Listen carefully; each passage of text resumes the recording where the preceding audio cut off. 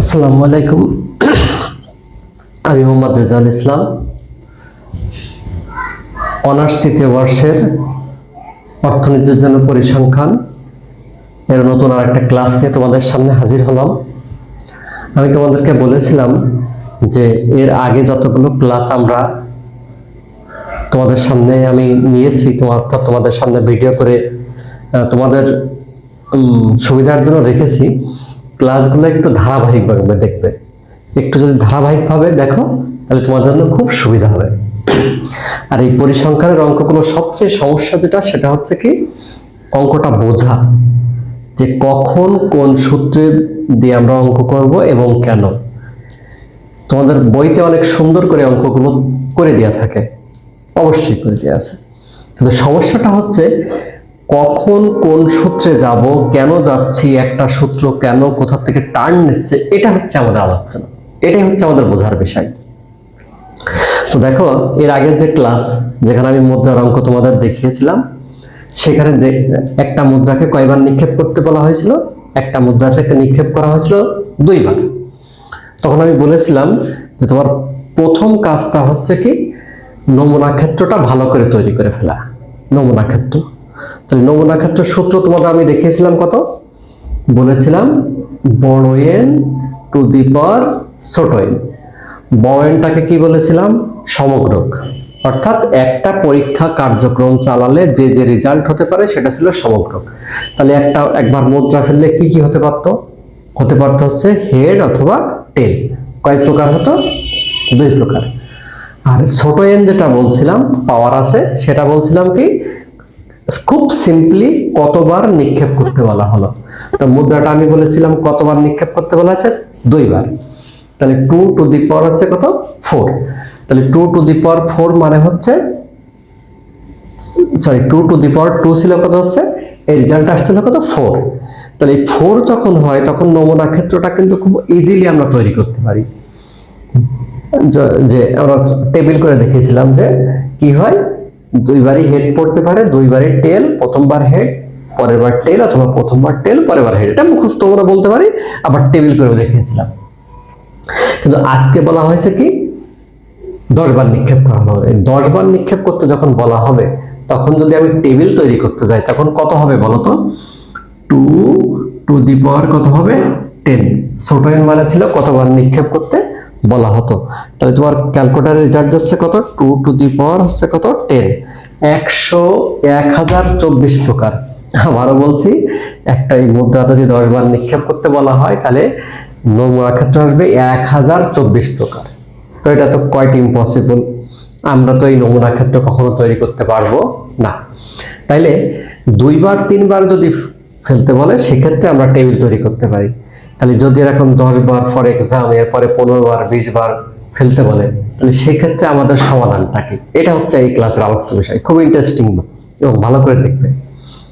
তাহলে আজকে আমরা সম্ভাবনা বের করার জন্য কি করছি বলতো? একটি মুদ্রাকে 10 বার নিক্ষেপ করা হলো। প্রথমে লিখেছি কি, জানি দ্বিপদী বিন্যাসের সম্ভাবনা অপেক্ষক। দ্বিপদী বিন্যাসের সম্ভাবনা অপেক্ষক কি লিখছি? px সমান সমান আছে ncx px q n - x, এটা লিখছি। তাহলে এক্ষেত্রে আমরা কি কি বের করে ফেললাম? এই ছোট এই যে n লিখেছি, এটা হলো কত? 10। অর্থাৎ কয়বার নিক্ষেপ করতে বলা হয়েছে? 10 বার। n সমান কত হলো? 10। এবার লিখছি p এর মান কত হবে? 0.5। q এর মান কত হবে? 0.5। ঠিক আমাদের প্রথম ক্লাসটা তোমরা খেয়াল করতে পারো, যে সেখানে বলছিলাম যে মুদ্রা নিক্ষেপ করলে আমরা মৌখিকভাবে বলে দিতে পারি যে হেড ওঠার সম্ভাবনা অর্ধেক, টেল ওঠার সম্ভাবনা অর্ধেক। অর্থাৎ এটা জাস্ট কমন সেন্সে চলে আসছে, এটার কোনো গাণিতিক কোনো মানে হিসাব করার কোনো বিষয় না, যে হেড ওঠার সম্ভাবনা অর্ধেক, টেল ওঠার সম্ভাবনা অর্ধেক। তাহলে পি এর মান কত? 0.5, কিউ এর মান হচ্ছে কত? 0.5। তাহলে আমার দ্বিপদীর সম্ভাবনা বিন্যাস তাহলে কি হলো? ncx px q n - x। অর্থাৎ আমরা এই সম্ভাবনা বের করার এই প্রাথমিকভাবে যে সূত্রটা আমরা ব্যবহার করে থাকি, সেটা হলো সেই দ্বিপদী বিন্যাস। এক্ষেত্রে কি হবে? কখন আমরা দ্বিপদী সূত্রটা ব্যবহার করতে পারবো? যখন রেজাল্ট হবে দুই প্রকার। খুব প্রাথমিকভাবে রেজাল্ট হবে কয় প্রকার? দুই প্রকার। অর্থাৎ যে অঙ্কগুলো দুই প্রকার রেজাল্ট হয়, কি কি? যেমন মুদ্রার অঙ্ক। কি কি হয় বলতো? মুদ্রা নিক্ষেপ করলে হয় হেড অথবা টেল, অথবা ছেলে মেয়ে, রাত দিন, সাদা কালো, এইরকম যে যে পরীক্ষাগুলো কার্যক্রমে আমরা দেখছি যে রেজাল্ট হচ্ছে দুই প্রকার, সেই অঙ্কগুলো আমাদের দ্বিপদী বিন্যাস দিয়ে সলভ করা যায়। তাহলে এবার দেখো আমরা কিভাবে সলভ করি। এবার কত লিখেছি? 10cx, মানে এর জায়গায় 10, পির মান কত ছিল? 0.5, x কিউর মান 0.5, 10 মাইনাস কত? x। এবার তোমাকে কি বের করতে বলছে? যদি বলে তিনটি মাথা ওঠার সম্ভাবনা কত, তিনটি মাথা ওঠার সম্ভাবনা কত, তাহলে আমরা সেক্ষেত্রে কি বলছি বলতো? x সমান সমান ধরছি কত? 3, x সমান সমান 3। তাহলে এবার কত হলো? 10cx, 0.5, x এর জায়গায় কত দিয়েছে? 3, 0.5, 3, 0.5, ওই যে 10 মাইনাস x, অর্থাৎ 10 মাইনাস আছে কত? 3, তাহলে কত দাঁড়ালো? 0.17। তাহলে আমরা যদি এখান থেকে ক্যালকুলেটর মান নিয়ে আসি, আমার মান আসছে কত? 0.117। খেয়াল করে দেখো, আমরা সবসময়ের জন্য পয়েন্টের পরে এক সংখ্যা, দুই সংখ্যা লিখি, কিন্তু আমি এখানে একটু বেশি লিখছি, কারণ যেহেতু আমাদের মোট সম্ভাবনা হচ্ছে 1, সেক্ষেত্রে মানগুলো খুব সূক্ষ্ম সূক্ষ্ম ভাগ থাকে, এজন্য অ্যাকুরেট মানটা নেওয়ার জন্য আমি একটু বেশি লিখছি। তাহলে এখন কি হচ্ছে? তিনটি মাথা ওঠার সম্ভাবনা কত হবে? x সমান সমান 3। এখন এখানে তোমাকে বলতে পারে তিনটি মাথা চাচ্ছে না, মাথা চাচ্ছে কয়টা? দুইটা। তাহলে খুব মজা, এখানে কি করব? x এর মান কত হবে? 2। যদি বলে x এর মান হচ্ছে কত, অর্থাৎ চারটি মাথা ওঠার সম্ভাবনা কত? কয়টি মাথা ওঠার? চারটি। তাহলে সেক্ষেত্রে x এর মান কত দেব? 4। আমি খুব সিম্পল করে লেখার চেষ্টা করছি। এই পাশে দেখো একটা জিনিস লিখে রাখছি, মাথা সমান সমান হচ্ছে কত? x। যে 10 বার যদি আমি নিক্ষেপ করি, তাহলে আমার সর্বোচ্চ মাথা আসতে পারে কয়বার? 10 বার। আর যদি মাথায় একবারও না ওঠে, সেক্ষেত্রে হবে 0। অর্থাৎ মাথার সংখ্যা কত হবে? 0 থেকে শুরু করে 10 পর্যন্ত হতে পারে। অর্থাৎ একবার, দুইবার, তিনবার, 4, এইভাবে কত? 8, 9, 10 বার। এখন তোমাকে পরীক্ষা হলে কয়বারের কথা বলছে? যদি আমাদের এখানে রেখে রাখছি কত? 3 বার মাথা ওঠার সম্ভাবনা, তাহলে x সমান সমান কত হবে? 3। যদি বলে x এর মাথা ওঠার সম্ভাবনা কটা? 5 বার মাথা ওঠার সম্ভাবনা, তাহলে আমরা সেক্ষেত্রে কি করব? x এর মান এখানে ধরবো কত? 5। আশা করি আমরা বুঝতে পারছি।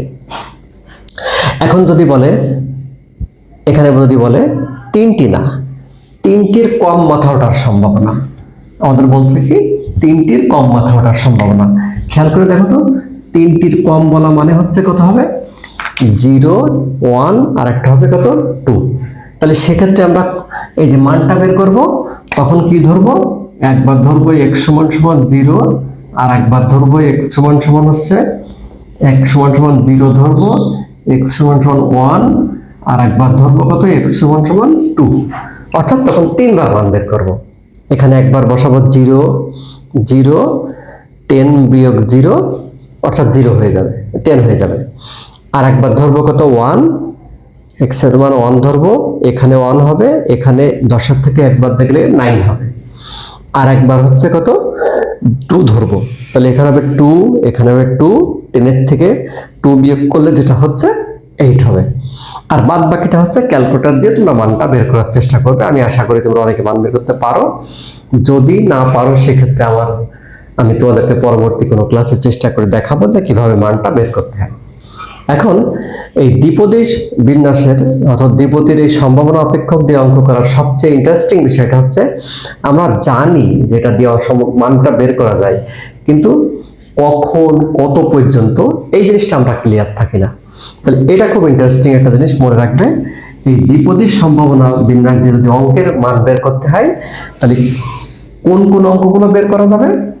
যে যে অঙ্কে ফলাফল হবে কয় প্রকার? ফলাফল হবে 2 প্রকার। একটা হবে কত? পি, আর একটা হচ্ছে কিউ। একটা হবে পি, আর একটা হচ্ছে কিউ। আমি যেটা চাচ্ছি সেটা হলো পি। আর আমি যেটা চাচ্ছি না সেটা হচ্ছে কত, কিউ। আমি এই অঙ্কে চাইছিলাম কি মাথা ওঠার সম্ভাবনা, তাহলে পির মান হলো 0.5, আর মাথা না ওঠার সম্ভাবনা কত হবে সেটা হচ্ছে কিউ, সেটা হবে কত 0.5। যদিও মুদ্রার অঙ্কে সবচেয়ে সুবিধা হচ্ছে কি পি কিউর মান সবসময় 0.5 হয়ে যায়।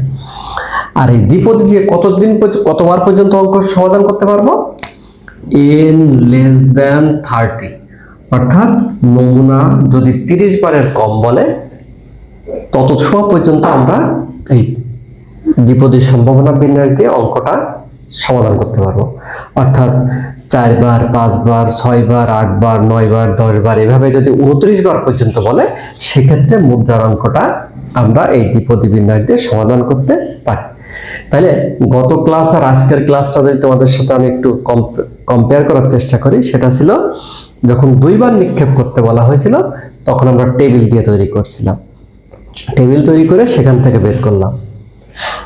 আজকে তৈরি করছি কি দিয়ে সমাধান করলাম, দ্বিপদী বিন্যাস দিয়ে। তাহলে তোমাদের একটা প্রশ্ন আসতে পারে যে কখন দ্বিপদী দিয়ে আর কখন হচ্ছে দ্বিপদী বিন্যাস দিয়ে আর কখন হচ্ছে টেবিল দিয়ে। সাধারণত 1 বার, 2 বার, 3 বার এইরকম যদি বলে সেক্ষেত্রে তোমরা এই দ্বিপদী বিন্যাস ব্যবহার না করে তোমরা টেবিল ব্যবহার করতে পারো। আর যখন 8 বার, 10 বার, 5 বার, 4 বারও হতে পারে টিল 29 বার পর্যন্ত, সেক্ষেত্রে আমরা কি করব, এই দ্বিপদীর সম্ভাবনা অপেক্ষকটা বের করলে খুব ইজিলি স্মার্টলি আমাদের এই সম্ভাবনাটা বের হয়ে আসে। আজকে এই পর্যন্ত, ধন্যবাদ সবাইকে, আসসালামু আলাইকুম।